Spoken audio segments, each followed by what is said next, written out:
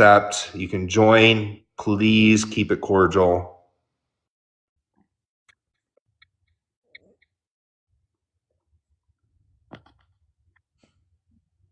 Hello. Hi, Lisa. How are you? I'm good. I just want to know how you sleep at night knowing how much you're just lying to people. Wow. You think I'm lying to people? Tell me how I'm lying. Sure. So the timeline that you gave for Charlie supposedly coming to Arizona as a teenager, Charlie didn't come to Arizona until March of 2017. That's the first time he ever posts on his Instagram about coming to Phoenix. He also didn't meet Tyler Boyer until he was 20. The first time he's ever posted with Tyler Boyer on his Instagram is February of 2015, when he would have been 20 years old. You know that Charlie Kirk was born in 1993, meaning he didn't graduate until May of 2012. And my neighbors had him housed for 2.5 weeks when he was 17, 18 years old. There's no way that he met Tyler Boyer. Tyler Boyer literally says that he didn't meet him until 2 years after he found Turning Point. He found Turning Point in 2012. So again, him being posted with him in February of 2015 makes way more sense in that timeline than what you stated. And they didn't open their headquarters in Mesa until 2017. Where's your content? Where's your videos? I posted a response to your video with the screenshots from his Instagram Tyler, right, and the articles where Tyler's literally quoted saying that he didn't meet him until 2015. Emotional. Charlie did not know Tyler when he was a teenager. Right now, because we got an emotional freak on the line. Tyler did not meet Charlie when he was a teenager. You blatantly lied. And where are you getting your information? I'm just curious. Again, Charlie Kirk's own Instagram. Okay, so you're getting your information off other social medias. Yes, and where Tyler Boyer himself has been quoted in past articles before Charlie Kirk even died. Charlie, and I just would like to ask you if you could just do more research on stuff. Look at there's nothing to research when Tyler and Charlie both, before his death, have been quoted as saying that they didn't even meet until Charlie was 20 years old. He didn't come to Arizona for the first time until he was 23 years old. No, that's a lie. That's a lie, because the people that were my neighbors, they actually don't lie. And they've told me they housed Charlie. Okay. The Kadar building at Turning Point headquarters is named after my neighbors. Yeah, it's almost like donors donate to Turning Point because they're a 501c3 and that's how they get money and always have. Interesting, except not interesting at all. Okay. So do you believe the narrative? Your entire video about Anna Paulina Luna, who just did that interview, back in October, when she did that on October 23rd, 6 weeks after Charlie's death, yet you're saying that she recanted her statements days later. Never mind that the whole conspiracy that Erica lost her children didn't happen until just a few weekends ago. Their information. It's so convenient how politicians just say, oops, I made a mistake, but I didn't mean to say that. She didn't make a mistake, and she never even said that she made a mistake, because those statements... Keep watching your talking points. Those statements were not made anywhere near when the conspiracy that Erica had lost custody of her children started. You realize that didn't start until after Christmas, right? When did the conspiracy start that Erica lost custody of her children? When did that happen? That came out, you're right, after Christmas, but doesn't matter. And Anna Paulina was on the PBD podcast when? October 23rd, 6 weeks and 1 day after Charlie Kirk's death. Don't you, Lisa? You believe this narrative. You can't handle the fact that you're a liar. I'm not a liar. It's so easy to know that you're a liar. Even the PBD guys literally thought that it was hilarious and ridiculous because she clearly had a misstatement and misspoke in what she said and then corrected it. You don't misspeak like that. She lost her kids She too. literally said she lost her husband, and she meant to say that she lost the father of her children. That is what she meant to say. Who's paying you the $7,000 fucking dollars? Oh yeah, you know it. I'm making so much money. Where are the kids? Who's taking care of them? Because literally their mother. Want his wife to be like literally their mother, who has more than enough money to have her children travel with her wherever she goes, but she's not going to announce that. Where are they? With their mother. Okay, sure. How do you know that they're not? Where's the family custody? But my thing is that you don't either. If Charlie's parents are trying to take Erica's children, where's the family custody? Because that would be public record. Where's the family court? It would be in family court. Have you not been right? watching the case on how they're keeping the case very quiet and out You of the can't do public? that. That's not how that works. It's public record. They're doing it right now because if you are charged with child neglect violating and your our children are constitutional taken rights as from you, Americans, that is honey. public record, Ooh, my guy. honey. That is public record. If you're charged with child neglect to the point that your children are removed from your custody, that is public record. You would be able to find those family court documents, yet they don't exist. That's interesting because it didn't happen other than in your fantasy world where you're grifting and making money off of your TikToks lying to people. You want to talk about who's making money? My God, I've made about it's not me. $300. I'm grifting and making money. Honey, says the guy who went and was a door knocker for Turning Point for a lousy couple of weeks, and now he's a disgruntled employee. I was there for 3 months. And wow. Yeah, that's barely enough to really know much. You have no idea. Did you look up my political past and who I've been connected to, like Sheriff Joe Arpaio? I really don't care because you're a liar. Then you're not doing your own damn research. If you don't care, why do you Meanwhile, I'm the only one who's listed any dates here. I'm the only one who's listed anything. You're just sitting here calling me a bunch of names and ad homming, which is per the usual. Okay, you keep believing your Fox News and your CNN bullshit. I'm not. I'm going off of, again, what Charlie Kirk said in his own life when he was alive, which is that he didn't come to Arizona until 2017. And he didn't meet Tyler Boyer until he was an adult.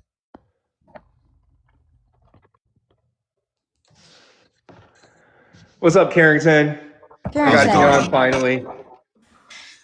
So a couple different things. My personal investigation into this situation is coming from a sort of a different perspective than most, because my research sort of pertains to how Charlie became the Charlie Kirk, right? And I just mean that as like the persona, the person that created Turning Point and so on and so forth, right? Like as the individual that created a cause, right? A movement.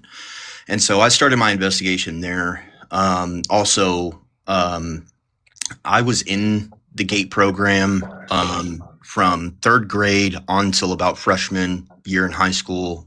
When I left, I ended up getting a GED. School just really wasn't for me. I had usually always ended up on an IEP. And so knowing that, I found it very interesting that most people, and not all, this isn't a one all be all thing, but most people who end up starting nonprofit organizations, who are holding debates and stuff like that, they're very intelligent, right? And knowing from my personal history with the GATE program, I started my investigation from the means of, okay, well, where did Charlie go to school, right? I started there. That was my main question. Like, how would he have acquired the information to create all of this, right? Right.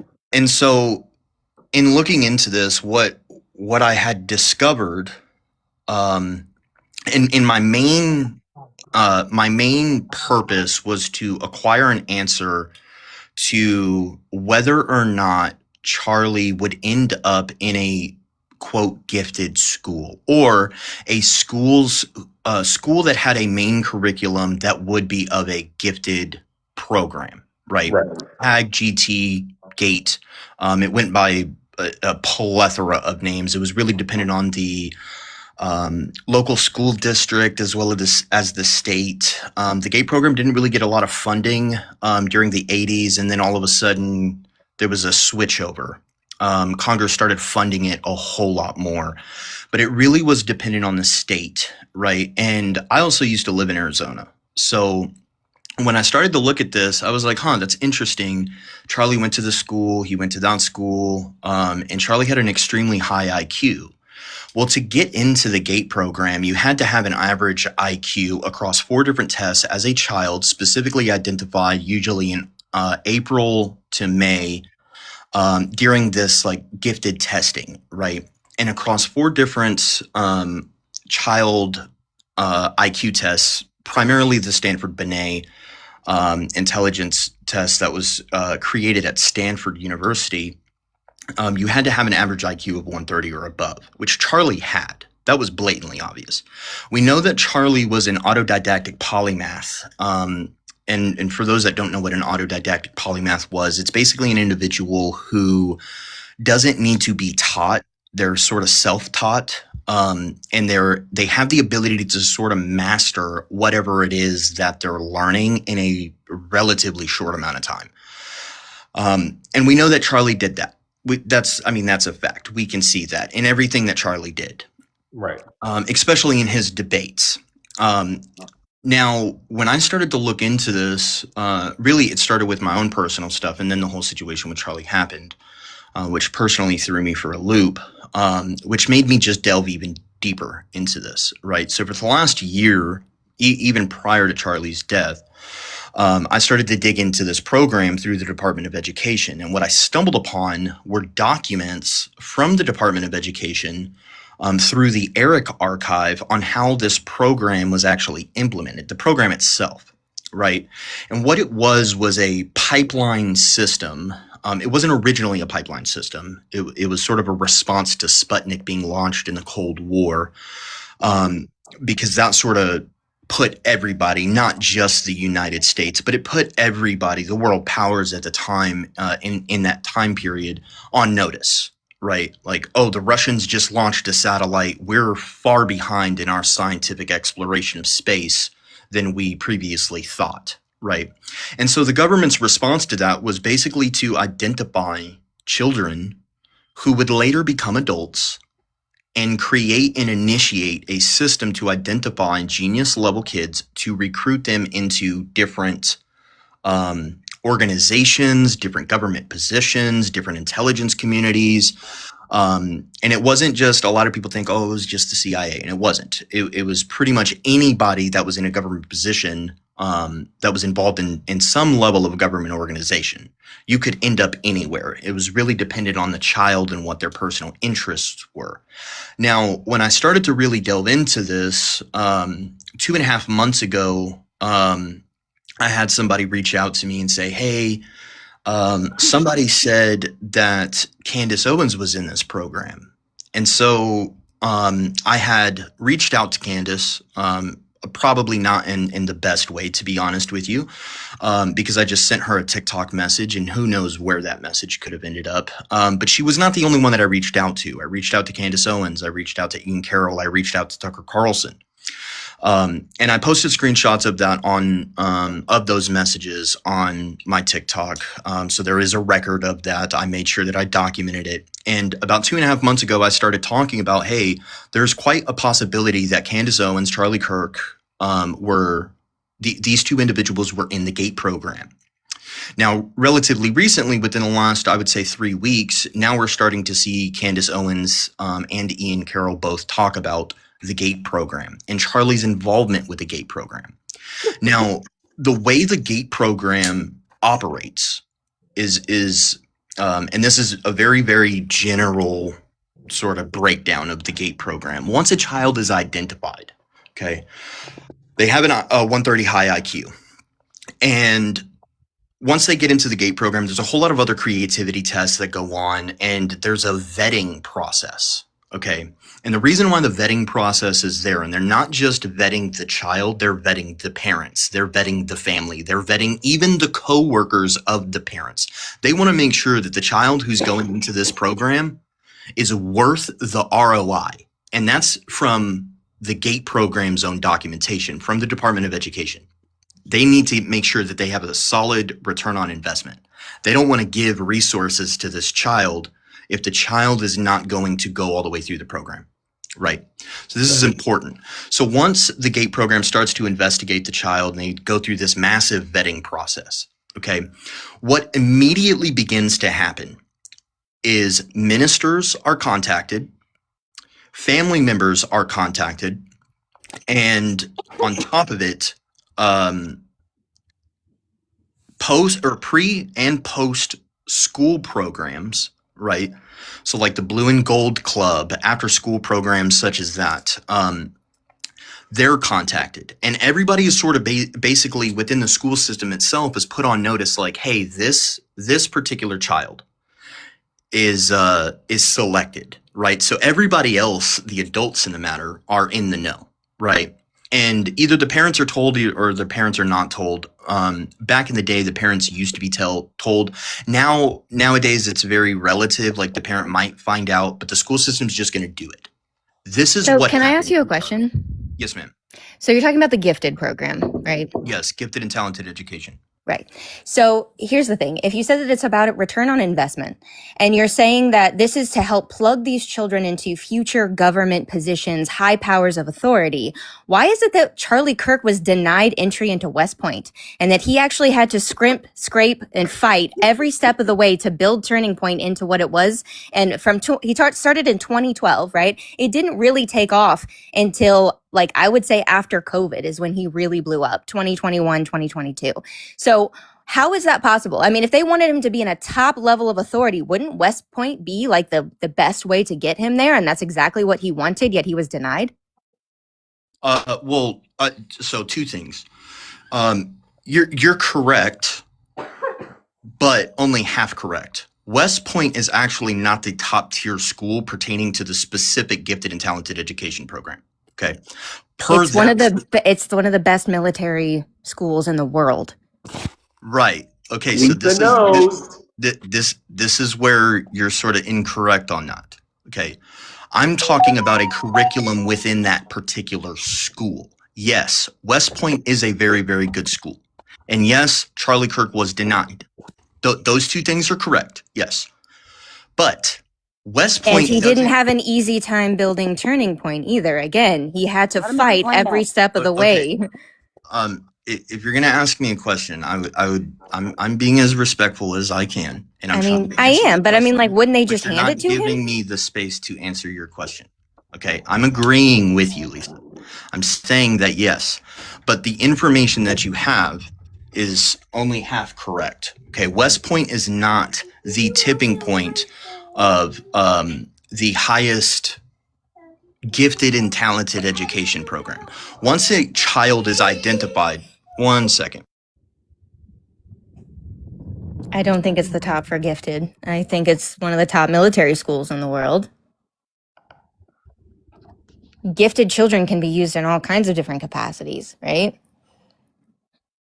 To a certain extent. The reason why this is extremely important, and to a certain extent, okay, this is why it is important to do your research before you just start making statements. I'm not saying I didn't make a statement. I'm literally asking a question posed off what you already said.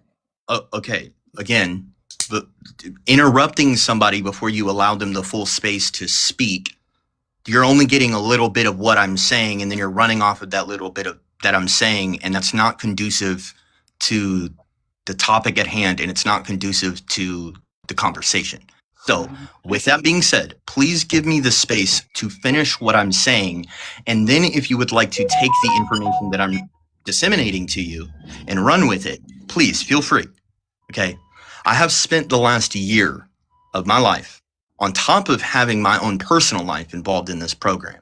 Okay. This is all I do.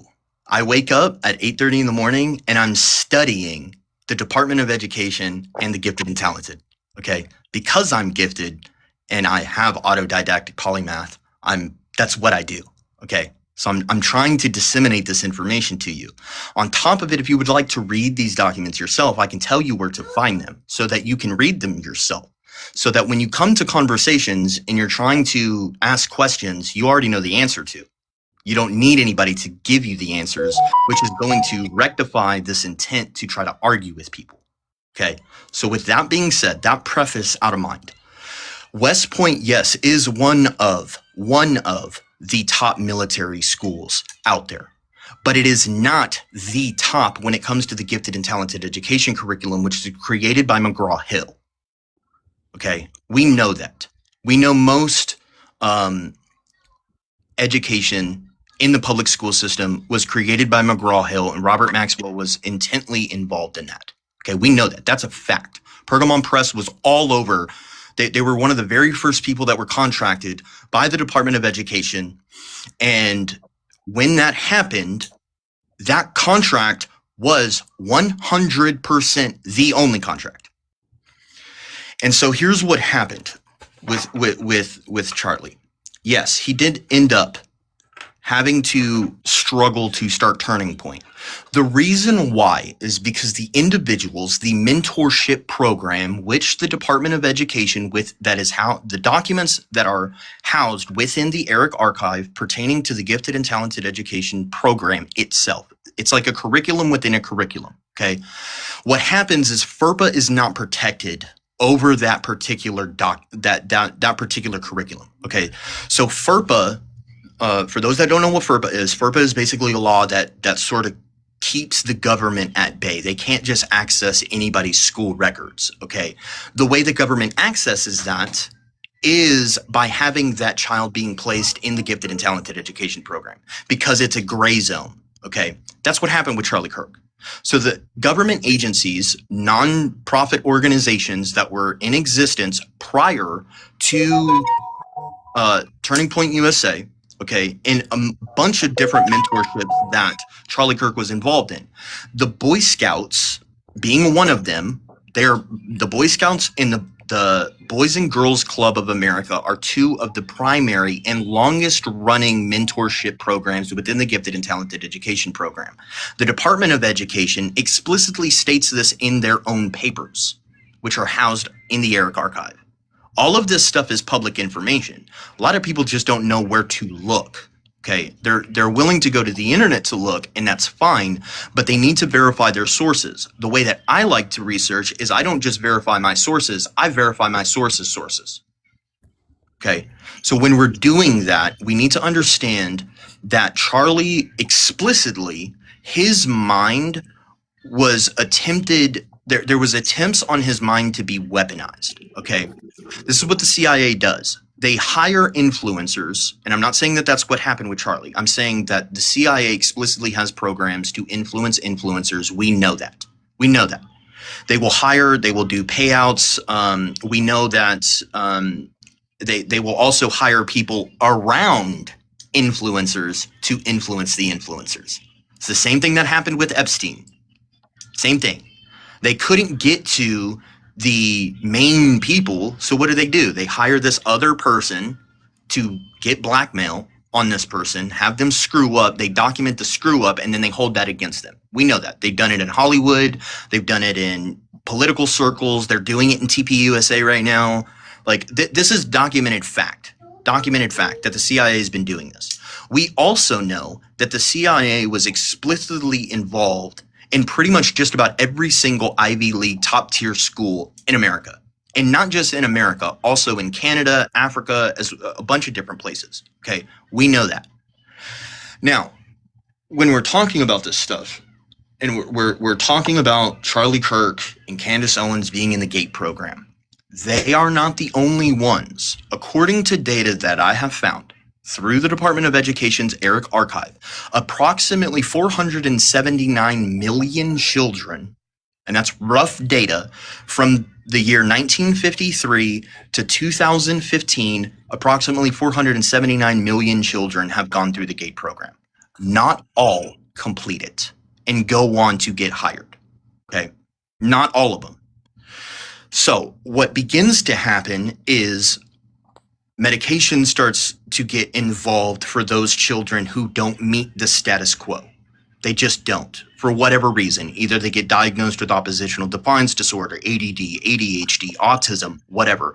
Basically, it's the school system's way of saying this person doesn't fit the status quo, they're not controllable, they think too much, they ask too many questions, they're gifted, but they're too damn gifted, so we can't control this individual. Charlie Kirk happened to be one of those individuals.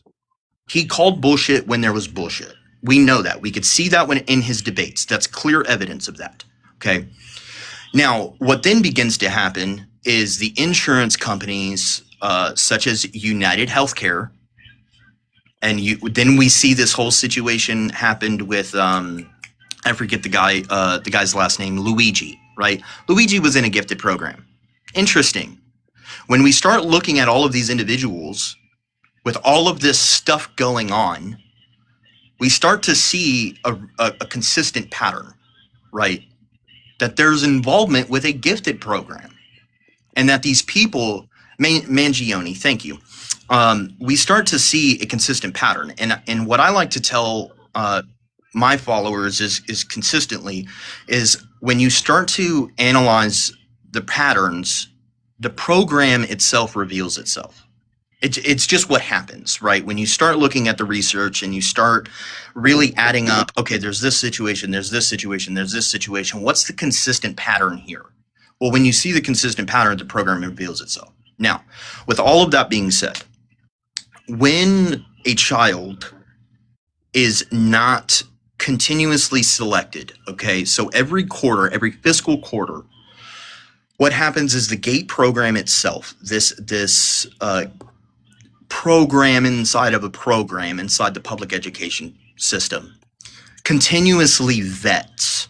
Okay, they need to make sure that the child is going to remain in this controllable place. Okay, and what happens is the parents are controlled, the teachers are controlled, the GATE program instructors are controlled, all of these people. Now, how does a child, who are the main people that initiate a child ending up in the gifted and talented education program? Well, they're the principal, they're the school counselors, okay, they're the school psychologists, and the GATE instructors, which are specifically from the Office of Gifted and Talented, which was originally started when the Office of Education, that's what it was originally called prior to it changing its name to the Department of Education, which is still a federal, it's the Department of the Department of Education is a federal office. People seem to fail to remember that. It's a federal office. It's funded by Congress. All of that money is coming from taxpayer money. And so when we start to look at this and we start to really crack this open, we start to see how the GATE program was actually just a pipeline system of shooting children off to these different things. Why? Because the government doesn't like to get left behind and be put in a situation where they're failing or they're late. So what do? They identify genius level kids, they recruit them, they put them in higher positions. Why? So that the people who are running the government are smarter than most people. It's not a bad thing. It's the intent behind it, right? I mean, government should really be doing that. Now, if the government is corrupt, the intent itself behind the intent of doing that, the intent of the intent is going to be corrupt. That's just common sense. Right. You don't need to be a genius to understand that. It's just common sense. So when we start to look at this stuff, we have to understand that most people are going to then ask the question, okay, well, did the teachers know? And are the teachers implicit in this situation? Yes and no. Most of the teachers did not know that this was going on to the extent that it was really going on. Right? Why? Because teachers care about the kids, and if the kids are going to be able to get a step up in life, that doesn't really seem like a bad thing. Okay? But for those students that were having issues, behavioral issues, mental health problems, stress, social stress, I mean, we got to understand a child's brain is still developing, and when they're placed through a massive amount of stress through the public education system, the social construct of the GATE program itself, what happens is it causes trauma, okay? Now, for me, I'm a nationally certified peer support specialist, okay, through the state of Arizona. I graduated through ALOCS, which was a program that helped people like me get certified in a mental health field, okay? I have that certification, so I uniquely have an understanding of how brains work. And what the issue is that we consistently see this happening over and over and over and over and over and over and over again. Consistently. It's been going on since 1953, around the same time that MKUltra stopped. Okay? Or started more so. Now, we also explicitly understand that in MKUltra was not just LSD testing. We know that. That's just what we were told, because that was the smallest aspect of the corrupt shit that MKUltra was really doing. Okay, I have the MKUltra documents, all of them. So it's like 2,000 different documents, and some of those zip drives have probably 12,000 to 13,000 more documentation in that. Okay, I've spent the last year just conglomerating all of this information into one packet. So I have the receipts, Lisa.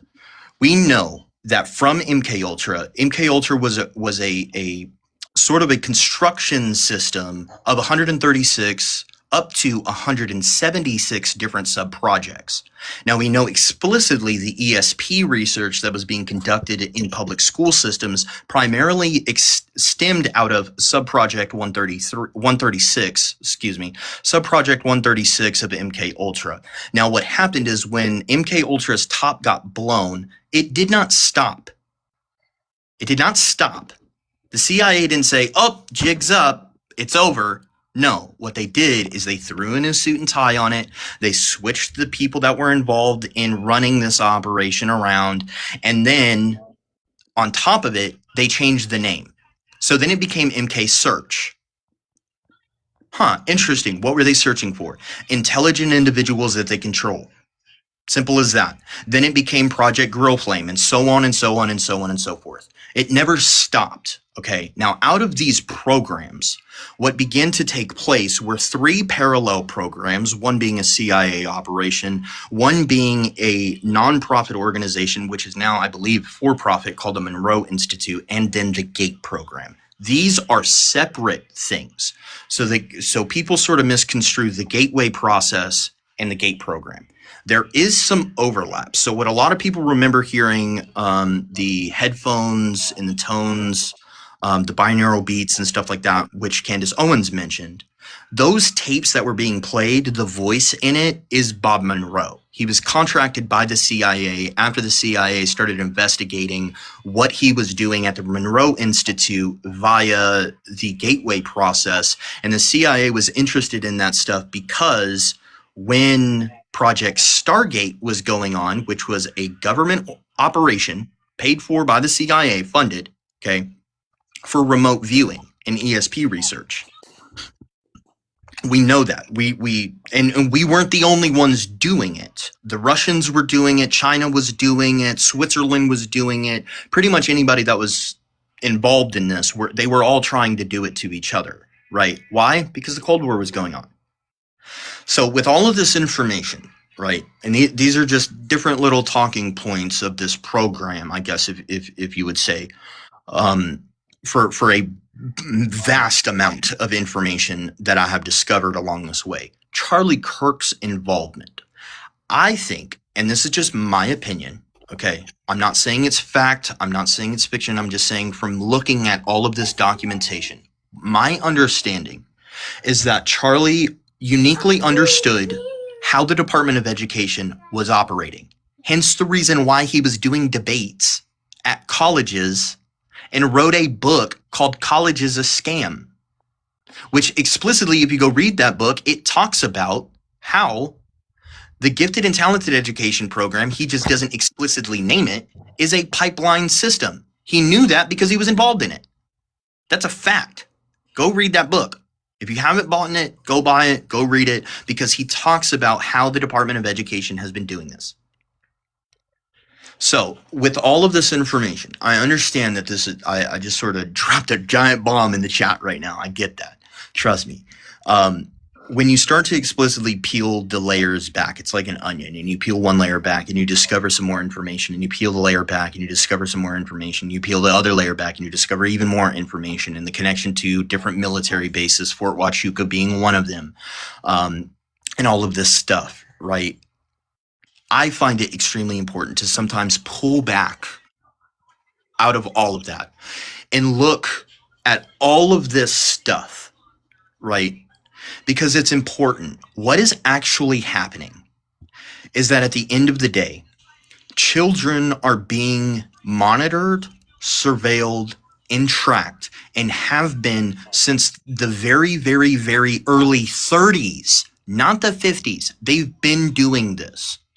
And it's unfortunate because what happens is that these kids that don't make the cut, they're then diagnosed, misdiagnosed 9 times out of 10, explicitly given a whole bunch of medication, okay, over over-medicated, which causes even more problems. And on top of it, their brains are still developing. You shouldn't be giving any children Wellbutrin, lithium, Ritalin, Risperdal, anything like that, because what happens is it affects the brain chemistry in the brain while the brain is still developing. And then it becomes dependent.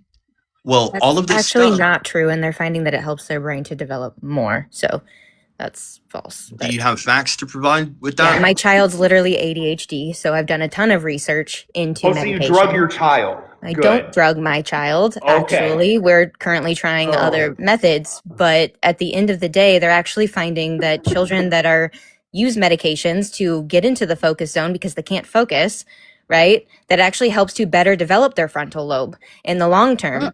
Because the medication, especially if they start it before the age of 12, when they start after the age of 12, they're noticing less of this. But when they start before the age of 12, their brain is actually able to make those connections better. Right, but there's a primary focus and on also the they don't frontal cortex overdose and not them the anymore. occipital lobe That's of not even like working current conjunction. brain science on ADHD anymore. That's completely changed. Well, right, I've because had current brain ADHD. science is saying that we should actually just give the child the ability to learn and think and be neurodivergent without medication. The current science is not. The current science is saying that the medication drastically helps them. Not only does it help their self-esteem, did you know that a child who's ADHD is given 20,000 negative comments towards them by the time they're 10, where the average child is given not even half of that? And it's because they're constantly being told, why are you being crazy? Sit down, be quiet. Why can't you sit still? Why are you doing this? You're driving me nuts. You're driving me crazy. They're constantly given negative information about themselves. So their self-talk and their self-worth and their self-esteem is in the toilet. And so most of these kids, by the time they're adults, they actually kill themselves. But nobody wants to have that conversation. So medicine actually helps to build their self-esteem. Since I'm the host here, let me interject real quick. I was diagnosed with ADHD at 4 years old. My mom put me on all these drugs until about 9, until my aunt had a conversation with her and said, you know, and when they did that back in the day, they were not doing it correctly. They know a ton more about ADHD now than they. Holy crap. She's crazy. She's off her rocker. I'm not crazy. So at 9, my aunt called my mother at 9 years old and said, you know, when we took Matt on this trip to Florida, he was a little wild, little acting out crazy. We gave him his Ritalin and his other drugs. And because my mom was shocked when my aunt showed back up after we got home from Florida, that the whole bottle was still full. And my mom's like, what do you mean you didn't give him his drugs? She said, well, the minute we gave him his drugs, he was looking out the window like this. And me and my husband could not see this kid seduced by drugs. My mom took me off. I've been just fine. I was in honors programs, AP classes all throughout high school, got college credit before I went to school, and I dealt with my quote unquote disability. Okay? Again, it's well known that they overdosed kids back then. That was one of the biggest issues, is that they zombified children, and that's not happening anymore. But okay. It actually is still happening, statistically speaking. Yeah, if someone is not working with a doctor and doesn't know what they're doing, Lisa, like, can I please? But no good doctor is going to like overdose children like that anymore. Reason here's why is because doctors, especially if a parent is receiving state-funded insurance, either by United, Red Cross, Blue Cross Blue Shield, any of the state-funded, like if you get food stamps or anything like that, which is not bad. I don't have any problem with that. Okay, sometimes parents are working 2 jobs, they need a little bit of help. That's what it's there for. Okay, but the reason why doctors do that is because they're getting a cut. They're making a commission off of like prescribing money, and they get a kickback. They've been doing that. That's exactly with all medication. This is the issue with pharma. I'm not saying that pharma is great. I'm not saying that they're like like that's not my position. I think that we need to change a lot of things on our healthcare system, a lot of things with our insurance, a lot of the way that medications are approached in this country. It's very well documented that Americans are like over medicated on everything across the board compared to other countries. I'm not an idiot. I understand that. But to just blanketly state that like kids should never be medicated, I don't agree with that. And that's not what the science supports. And again, like comparing things back to the 80s, 90s, and the early 2000s, you can't compare that because a lot of that has completely changed and the approaches have completely changed. But and the according brain to the science documentation has that I completely found and the changed. statistics that show they're the same statistics Especially from back when they then. are literally Why? Because like, culture changes. And as yeah, culture and changes, now you're going to you see want an to know what increase, they're a giving kids now? 15% Like marked 5 increase up milligrams, or a literally 15% like marked insanely decrease low down. doses. So again, they're not giving kids massive doses of, 20, 30 milligrams anymore. They're literally starting at like 5 milligrams, which is a tiny, tiny dose. It's completely changed. Right. So like I said, when I started this conversation, I'm in the mental health field.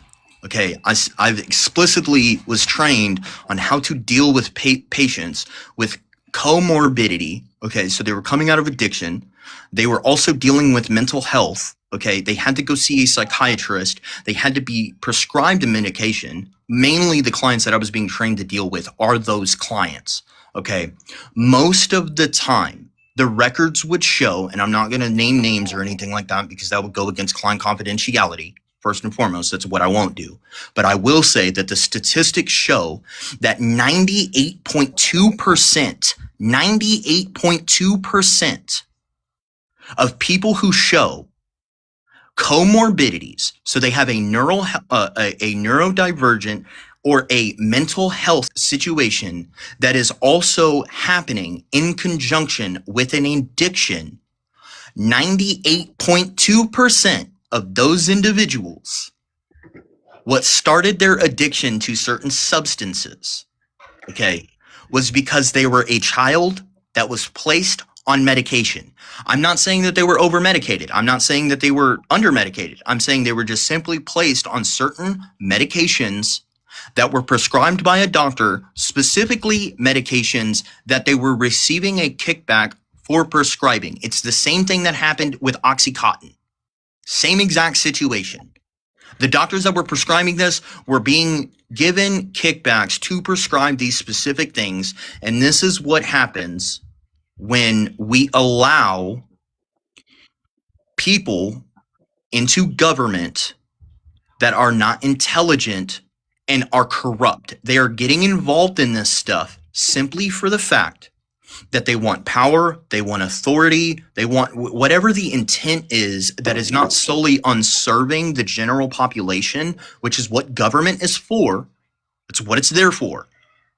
And if that is not happening, that is a major issue. It's a national problem. It's not just a red side versus blue side problem. This is a problem for anybody who is not in government, which would be the main population of the United States, the we the people part of the Constitution. That's the problem. We're the ones that are suffering, and here's the real issue.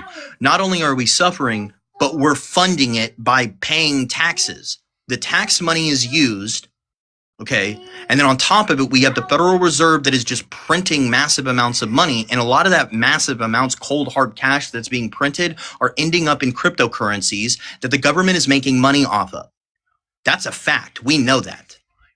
We know that. Just recently, we saw a massive, stark decrease. At the same time that TikTok is being divested to Larry Ellison, we see a massive drop in Bitcoin, and now we're seeing it go up again on the same exact day that Larry Ellison officially takes over as the new head of the household. Interesting. Why do we see that? Because things are being converted. Okay, we are moving into a society where everything is digital. This has been going on for the last 12 years. We know that. That's a fact. Now, what is happening specifically with the public education system is that we know from the rip that the Department of Education was simply there to create a system for worker bees. The Department of Education is not for you to be educated. It's to create somebody who's going to work a job. Hence the reason that there's bells in school. when your break is, what periods, what specific jobs you're going to be working. That's important. Why? But here's the statistics, Lisa. I don't know why you're talking to me this way. I support school choice. Obviously, I know what school was set up for. Obviously, I'm against the Department of Education. Obviously, I understand that normal public schools have completely gone to trash.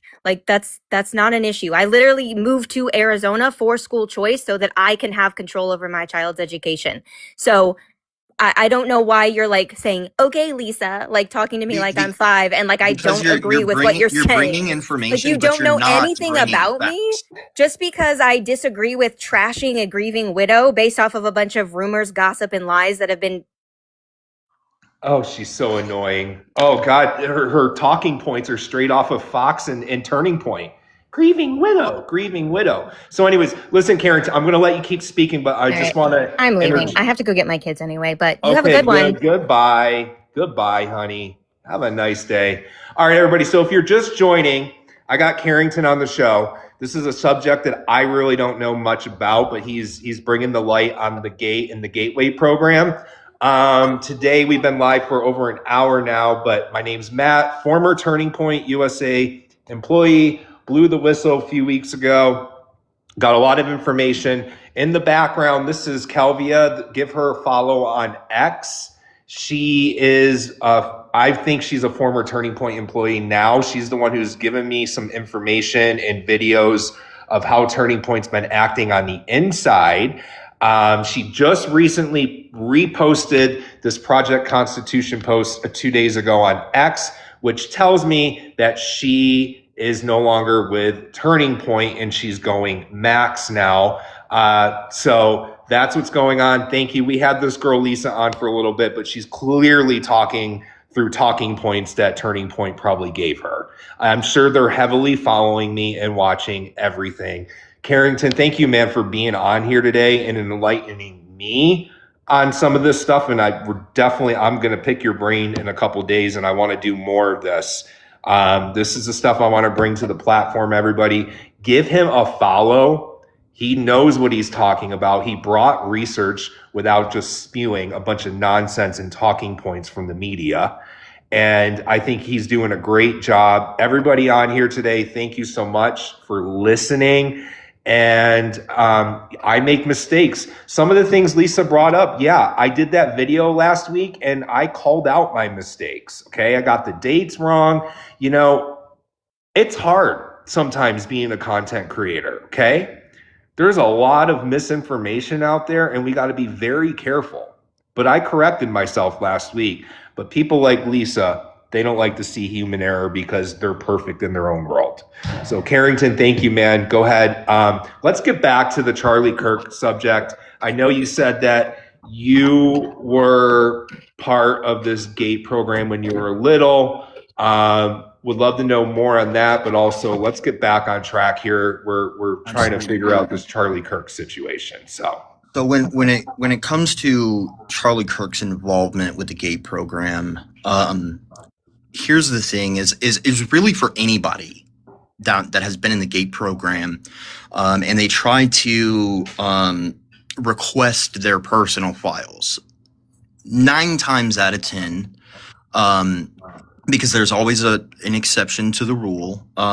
Most of the individuals between the ages of 25 to about 50, what they experience is that the Department of Education or the school district will say, oh, the records have been digitized, we don't have access, or they will say that the records were destroyed. So trying to find public information specifically pertaining to Charlie Kirk's involvement specifically with the GATE program is extremely difficult. It's almost damn near impossible. And that goes for really anybody that was in the GATE program. And the reason why is because the Department of Education doesn't have those records. Why? Because those are not the Department of Education's records. They're now the government's records. Why? Because GATE program is not really covered over FERPA. So they're not the Department of Education's records. They're the Office of Gifted and Talented Education's records. So when we start to really try to crack this open pertaining to Charlie's involvement, it's extremely, extremely difficult. Now, Candace has done an amazing amount of research. A lot of people will agree or disagree, and that's neither here nor there. The facts are there. And that's what I really try to remind people on. Like, let's focus on the documentation. Like, people's opinions about the matter, that everybody's got an opinion. Everybody's got an opinion. And on top of it, like, doing this on TikTok, I mean, for me personally, I've gotten... I get it from both angles, right? Being in this line of work, and I've only been doing this for about 2.5 months now. On TikTok, I've been researching this heavily prior to Charlie's, situation, and then that happened, and that just sort of instilled in me, like, hold on, there's got to be a deeper reason than this. Like that just doesn't happen for somebody who's smart and intelligent. Like, nobody just allows the way that Charlie operated. Okay. And what a lot of people will find, they're like, oh, well, the timelines don't match up. Right. It's like, okay, well, Charlie had a team around him. Okay. At the very, very, very start of TPUSA. That's a fact. We know that. He had a team, and he didn't just go someplace just to go someplace. He knew where he was going. He knew why he was going to be there. He knew how long he was going to be there. He knew entry and exit points. He knew all of that. So how could a situation like this just occur? But then when we start to really look at it, it almost seems, and I'm not saying it is, I'm not saying it isn't, I'm just saying that it appears to be this, okay? And sometimes using Occam's razor, the most reasonable situation that could occur is probably what happened. Okay, I'm just saying, looking at it from that viewpoint. I'm not saying it's correct. I'm not saying it's incorrect. I'm just saying, let's look at it from that viewpoint. When we do that, what it seems to appear as, consistently, no matter which perspective or which side of the prism that we look at it, utilizing Occam's razor, what it appears to be is that Charlie Kirk knew explicit, damning information to what the United States was actually doing, and was in a position of authority that he could have spoken on that, and it would have shifted things in this country drastically overnight.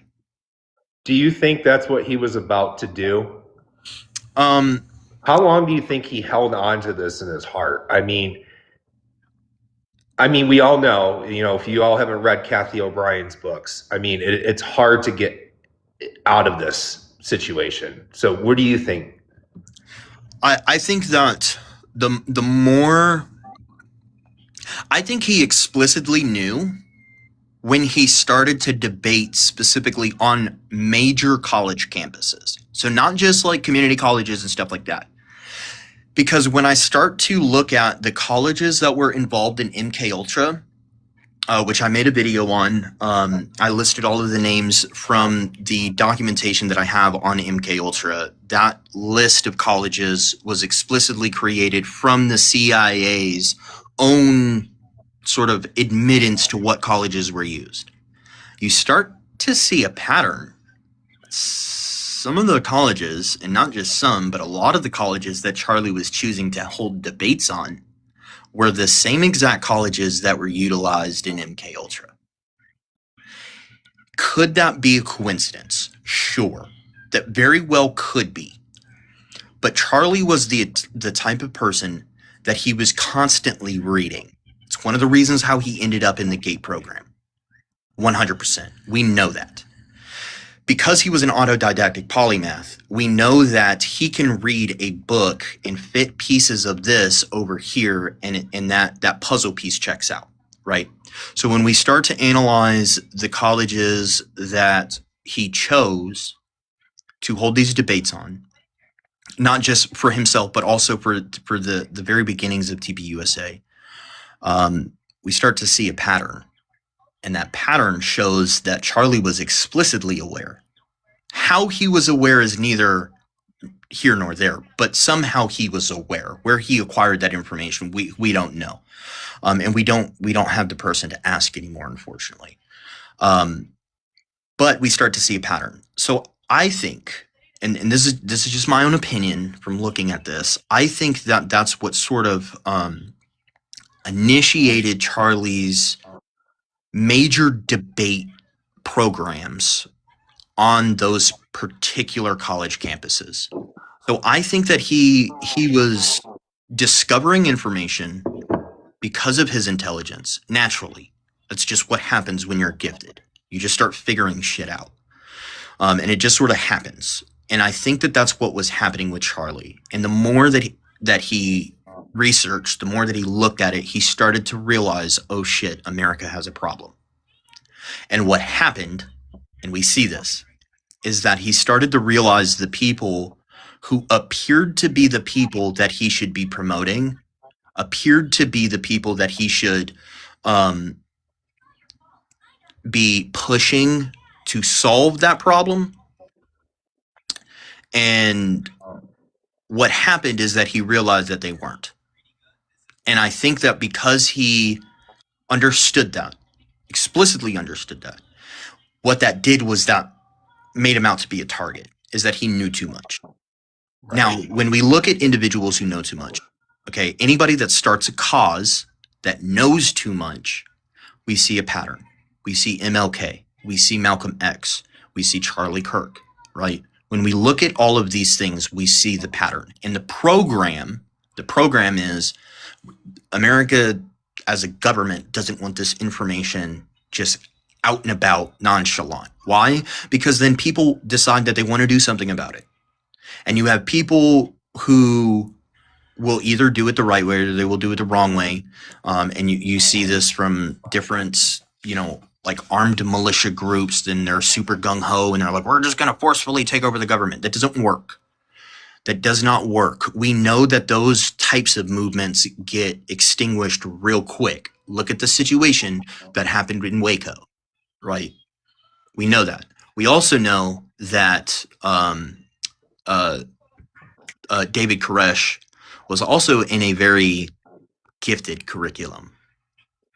So when we start to look at all of this stuff, it's extremely important, because what the issue really is that it's either you're with them or you're against them. Now, who the them is, it could be a whole plethora of people.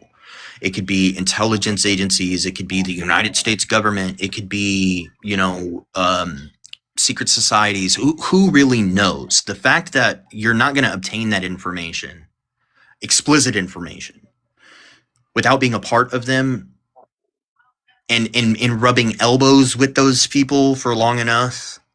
But what we do see is that Charlie Kirk was doing that.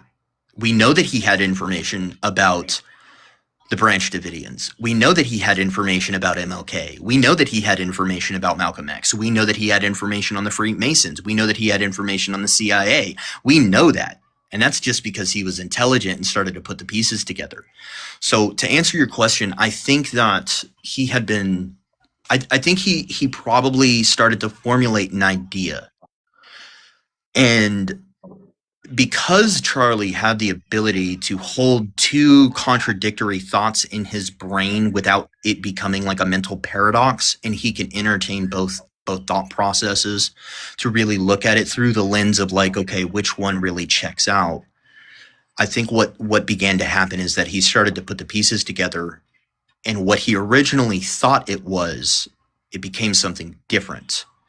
And that's what instilled in him this drive to go out to these, again, specific college campuses that were involved in MKUltra. That's what instilled in him. And the more that he did it, the more the problem presented itself, the more kickback that he got, which just exemplified and certified and crystallized this idea of he was on the right path. That's my opinion. That's what I think. Okay. Pretty valid. I mean, I think that's kind of where we're all heading in that direction now. And you are right. When you know too much, some people take it to the extreme to where they got to go. This is why I had a hard time making it in Turning Point, why they never renewed my contract, was Tyler had mentioned in a group meeting when my friend Kelvia said, hey, we need to bring Matt back. He's a fighter. He's a strong conservative. Tyler said, Kelvia, we're going to keep him at an arm's length. Because you know too much. I didn't have a massive following, but I knew too much. So therefore, what they did was they essentially got rid of me. They didn't want to bring anybody. They don't want to bring people in that can critically really think for themselves and know that they can't be brainwashed. Yeah. It happened to me when I ran for political office. I remember giving a speech to the Republican women of Prescott Valley, and my political advisor said, I'm going to stage something for you. And I said, well, what are you staging? He said, I'm going to stand up and read something and just say it came from you. And I was like, I feel a little uncomfortable. Like, you should show me what you're going to read first. He goes, don't worry, you'll like it. He read something completely from the country that just bought TikTok. Mm-hmm. Telling me that I commend you on writing this article about you know who. And I really love that you stand firm with them.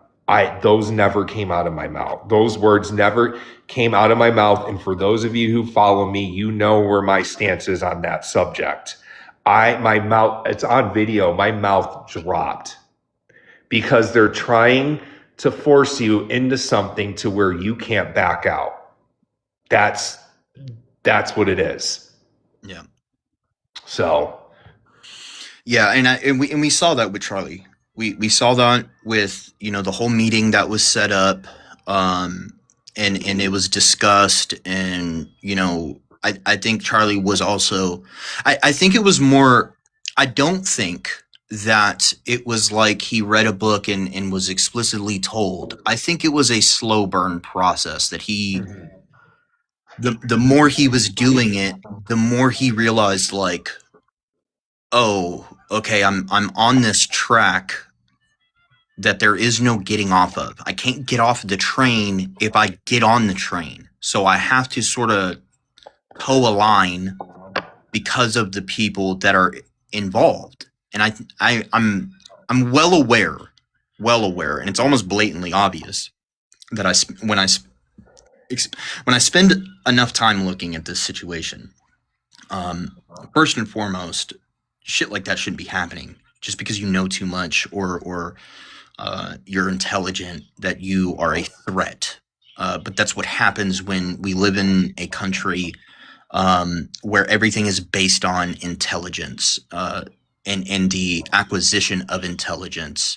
And we have intelligence agencies whose primary focus is to keep us in a place. And they're going about doing it in a very black box, right? We know that with intelligence agencies, everything is compartmentalized. If you're not read in or you don't have the need to know, you're not going to know. You can't just like go downstairs and be like, hey, I want to research this thing. No, you will get fired in a heartbeat. And we see that with a lot of nonprofit organizations. We saw that with Turning Point. You've experienced it, you know, and it's very frustrating because it puts people in America in a space where they feel that they don't have a say.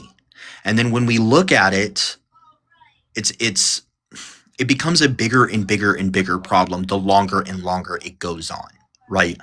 People should have the ability to vote people in and vote people out, subpoena them, sue them. We should have that ability. What a lot of people fail to realize is that we don't have that ability. Okay, we have an electoral college that finalizes that decision for us, whether or not the votes are there. And what that does is it creates a buffer zone where like people don't have a say in their own lives. And if you're born in America, we have the Constitution of the United States and we have the Bill of Rights. We should be able to exercise those freely. And unfortunately, the American government's friends, if you will, has explicitly been involved continuously more and more, and we see this with AIPAC, where even the American government doesn't get a say so in our own country. Somebody else does. And this was well thought out. Our friends planned this out over 100 years ago, people. They planned this out. This has been in the making well before 1948 as well.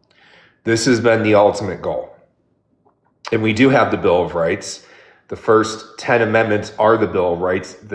Any amendment after that, to be honest, should be null and void. We have an original Constitution. We're not using the original Constitution. We're not using the original Articles of Confederation. Okay, that's the problem. But we've been slowly stripped of our freedoms year by year. They didn't do this overnight. They couldn't do it overnight because back in the day, there were more people like me, like the Carrington show, okay, that would have never allowed this to happen if they just flooded this takeover immediately. So this is where we're at. That's my wisdom. You all know that I've done a lot of common law research. Every time I bring up common law in here, they flag me, so I'm not going to go too in depth, but maybe someday on YouTube. But that's my take and my wisdom to bring as to how we all got here at this point.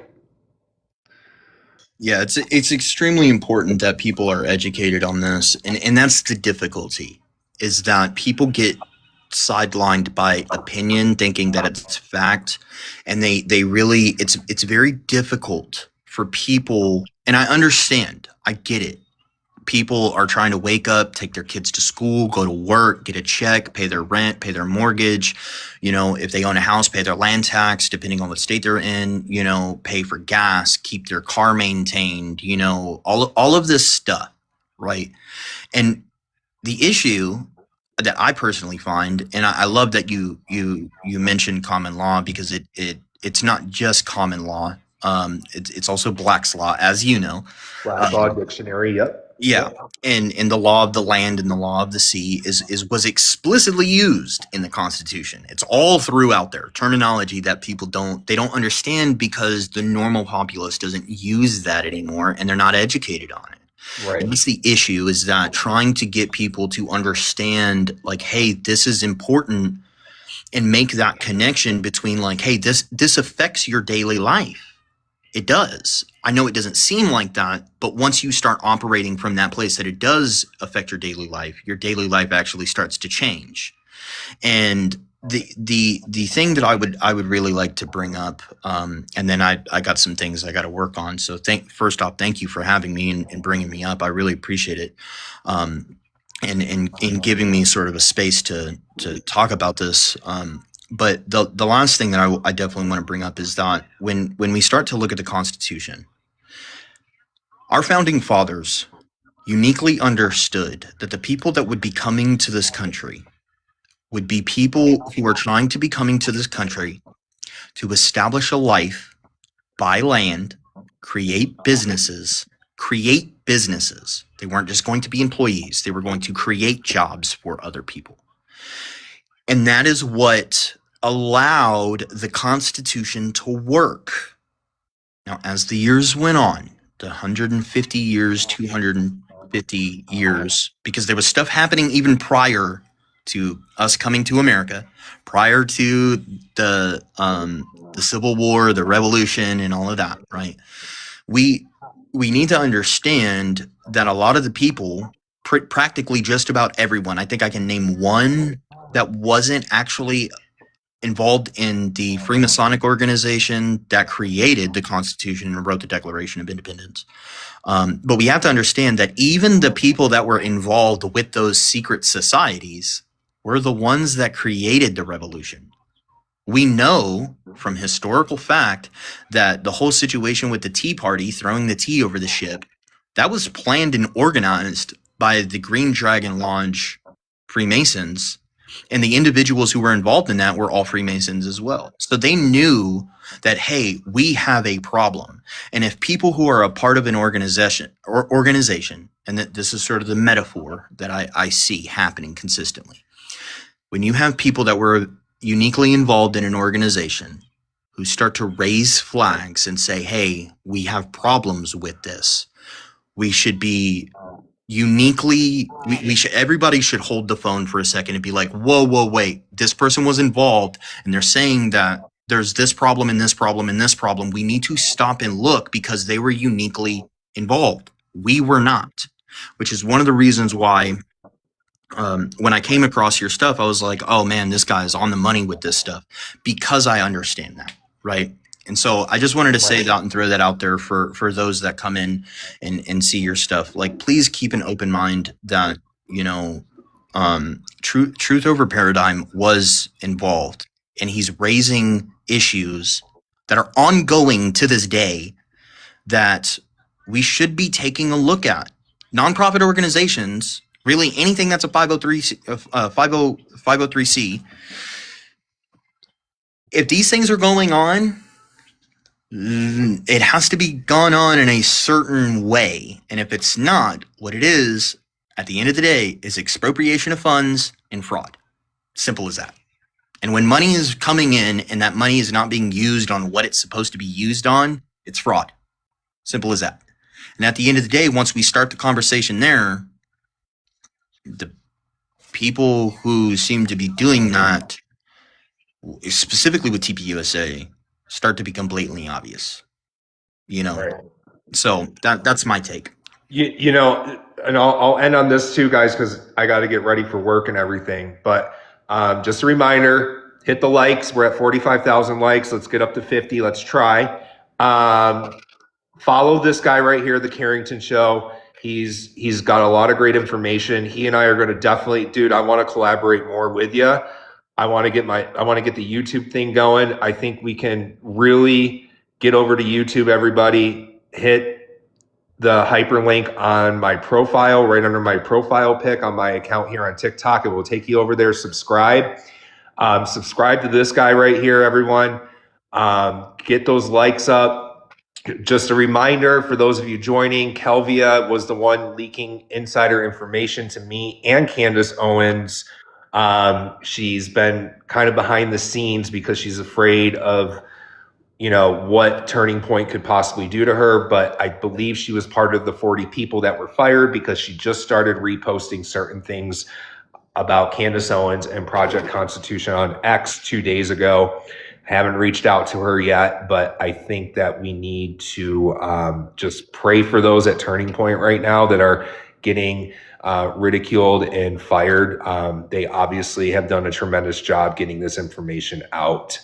And one more thing I'd like to say on what the Carrington Show just brought up was, you know, man, I tried to bring this into the conservative movements, the common law stuff, the land, air, and water jurisdictions of the law, which the acronym is law. And boy, they hated it, man. They went down my throat, called me, you know, a sovereign citizen, which is an oxymoron. You can't be free and a slave because citizen in Greek means municipal servant. Which is a CIA coined term for people like us who have free minds. They call us sovereign citizens. They hated it. And I knew right then and there that, you know what? This system is keeping our minds trapped. They don't want us really talking this real truth. They don't. Yeah, exactly. Well, thank you. I really appreciate it. And I really look forward to doing another one of these. I know you have some really, really solid information to bring to the table. And I think that that's extremely important, that everybody sort of bring what they've been able to acquire to the table so that we can really get a bird's eye view on this whole thing and start to look at it from the perspective of like, okay, now that we know what the issues are, now how do we rectify the issues? and what do we have to do? Because we can look at the problems all day, but if we're not also discussing in the same conversation solutions, then it's like, really, what are we talking about? And that's the one thing that I love and also thank you, Ginger, as well. Throw that out there. Thank you, Ginger, for doing what you're doing. But that's one of the reasons why I love what you're doing as well, because you're not just saying like, hey, this thing is going on. You're saying, hey, there are some solutions to this situation. And I find that really, really, really important. So I definitely look forward to doing this again with you.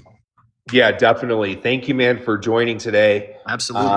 I love your energy. You calm me down. You know how I go max on certain people. So oh yeah, for sure. Thanks for keeping me calm today, everybody. And this guy right here, he's a solid dude. I wish I could be as calm as him, but you know what, guys?